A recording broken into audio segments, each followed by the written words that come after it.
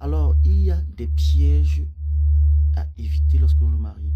Le premier piège à éviter lorsque vous vous mariez, c'est de vous marier sans connaître les régimes matrimoniaux. Bonjour les fans. C'est encore votre humble serviteur, le sergent sous-officier AF 237 Buzz. Mes amis, ce matin, ma vidéo vous parle du mariage. Sachez d'abord que dans un mariage, c'est la femme qui sort toujours gagnante.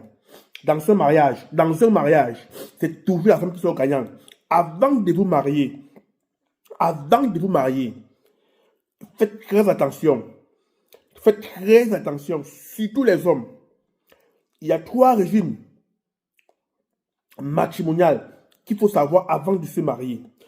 J'ai regardé une vidéo sur Internet ce jour qui m'a beaucoup mûri d'expérience. J'ai décidé de partager cette vidéo avec vous, mes fans. Écoutez bien ce notaire. C'est même un camarade d'enfance, on a grandi ensemble. Donc, ce qu'il dit est primordial pour notre futur. Nous les mariés, surtout nous les hommes. Parce que dans un divorce, généralement la femme soit toujours gagnante. Écoutez la vidéo et je reviens avec les débriefs après la vidéo. Et vous expliquer pourquoi est-ce que vous avez cette vidéo. Dans un mariage, c'est toujours la femme qui sort gagnante après le divorce. Donc les hommes, faites attention. Hello à tous, je suis Monsieur Gegangomo, je suis juriste. Alors aujourd'hui, je vais vous parler de quelque chose qui est essentiel, qui sont les pièges à éviter lorsque vous voulez vous marier. Aujourd'hui, beaucoup de personnes se marient et malheureusement, quand il arrive un divorce ou bien que l'un des conjoints arrive à disparaître, soit par le décès, ces personnes revivent un nouveau deuil ou de nouvelles déceptions parce qu'elles n'ont pas pris des précautions nécessaires avant de se marier. Ça veut dire plusieurs personnes qui étaient bien portantes, qui avaient de l'opulence, se retrouvent en difficulté après le mariage parce qu'elles n'ont pas pris des précautions essentielles. Alors, il y a des pièges à éviter lorsque vous vous mariez.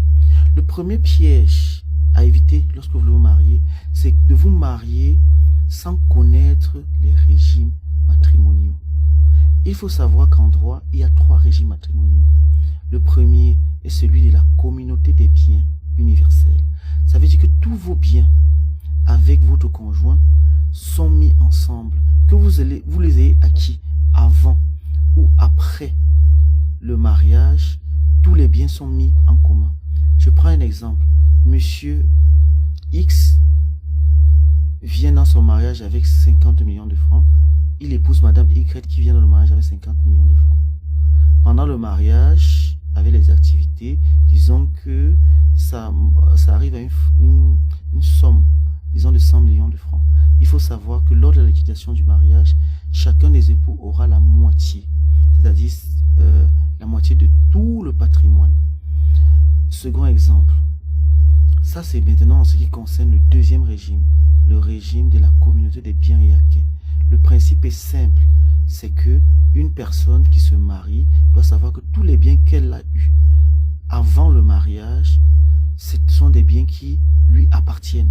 Tous les biens qui sont lors du mariage appartiennent aux époux. Acquérir veut dire acquérir ensemble. Donc, tous ces biens-là sont ensemble. Donc, ça veut dire que si vous venez dans un mariage et que vous avez eu 50 millions, il faut savoir que le bien là ne concerne pas le mariage.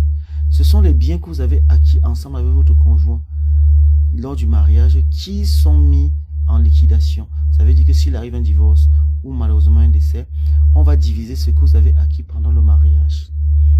Troisième et dernier, c'est le régime de la séparation des biens. Là, c'est clair, chacun des époux garde les biens. On appelle généralement ce régime le régime où on doit garder la facture. Ça veut dire que vous devez avoir la facture, la preuve que tel bien vous appartient ou telle chose appartient à tel. Donc voilà, ça c'est la première erreur à ne pas faire. Ne pas connaître son régime matrimonial. Parce que ça a des conséquences lourdes. Vous pouvez entrer, si vous êtes par exemple un entrepreneur, vous allez épouser une femme qui malheureusement peut-être n'a pas de travail, ou l'inverse, une femme qui a un travail et que le mari ne travaille pas ou refuse de travailler. Dans ce cadre-là, il faut savoir que tout ce que vous avez fructifié, si vous êtes dans un régime de la communauté des biens, L'autre époux, lors du divorce ou de la liquidation des biens, il aura la moitié, même s'il n'a rien foutu. Donc, c'est à savoir. Deuxième conseil que je vous donne, comme piège à éviter lorsque vous voulez vous marier, c'est de négliger les contrats de mariage. Aujourd'hui, il faut signer un contrat de mariage. C'est vrai que quand vous signez un contrat de mariage, tout le monde regarde que vous commencez à regarder les biens alors que vous n'êtes même pas encore marié, tout ça. Ça peut mal présenter. Mais la vérité est que le mariage, c'est aussi bien préparer les moments heureux que les moments malheureux. Si vous préparez uniquement les moments heureux, vous serez déçu lorsque les moments malheureux vont se présenter à vous. Donc, le meilleur élève est celui qui a bien préparé son examen, mais aussi qui a prévu l'hypothèse où il peut ne pas avoir réussi son examen. Donc, il faut à tout prix préparer un contrat si jamais les choses ne se passent pas comme prévu. Par exemple, sur la gestion de votre patrimoine et de vos biens, si vous arrivez à disparaître, eh bien, j'aimerais préciser que nous n'avons pas tous les mêmes profils. Il y a des personnes qui viennent dans des mariages, ils ont déjà des enfants. Est-ce qu'il faut protéger ces enfants-là?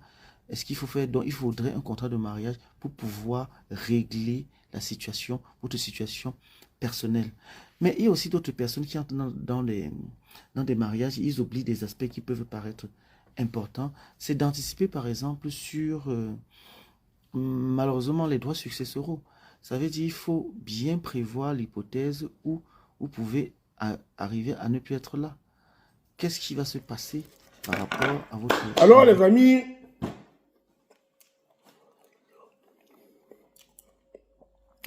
avant de vous marier, il faut bien choisir son régime matrimonial. Sinon, vous allez pleurer. Sinon, vous allez pleurer.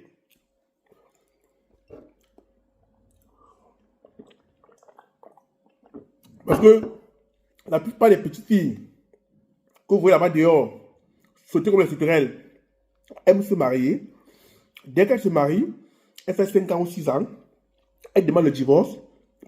Population de Yaoundé, chers benguistes, vous habitez Yaoundé ou alors vous êtes de passage à Yaoundé pour un long ou court séjour. Vous cherchez une maison d'habitation. La résidence 237 vous ouvre ses portes. La résidence 237 est située à 1 km du carrefour Kouaban et à 50 mètres de l'Arcelou Kouaban-Bétois. La résidence 237 vous propose 3 appartements meublés de 3 chambres, salon, cuisine, douche et 6 appartements non meublés de 3 chambres, salon, cuisine, douche. 2 appartements meublés de 2 chambres, salon, cuisine, douche et 5 appartements de 2 chambres non meublés, salon, cuisine, douche. 4 studios meublés, salon, cuisine, douche et 4 studios non meublés, salon, cuisine, douche. 5 chambres meublées avec cuisine, douche et 5 chambres non meublées avec cuisine, douche. Contactez le numéro qui s'affiche au bas de cet écran pour avoir plus d'informations.